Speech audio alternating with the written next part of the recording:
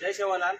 मग रतन पवार सेवा फाउंडेशन ठाणे जिल्हा अध्यक्ष आणि आपण जो धारावा तालुका आणि जवळा गाव आणि जिल्हा यवतमाळ हातूर रेवाळ गणेश चव्हाण ही रेना आपण जवार जो नगरचं धर्मी नगर साइड में त्या तिकडे राहिला होता तो तर ते म्हणजे आजारपणाने जास्त दुःखद झाल्याने त्याचं निधन झालेलं आहे। तरी गोरगरिबी त्याची परिस्थिती होती आणि त्याची फॅमिलीला म्हणजे पैसे म्हणजे जाम त्रास होता ना, म्हणजे 20,000 ते जर कुठून काढायचे होते। मग त्या लोकांनी ॲम्ब्युलन्स केली, ते ॲम्ब्युलन्सचे भाडे सांगितले त्यांना जायचे आणि याचे सांगितले 20,000 25,000 सांगत होते।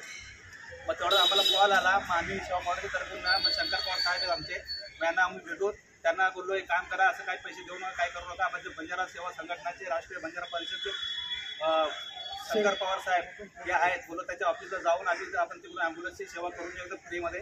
फक्त एवढं साहेबांनी केले, धन्यवाद। दोन शब्द बोलतो। जय हिंद, जय महाराष्ट्र, जय सेवालाल। जय सेवालाल।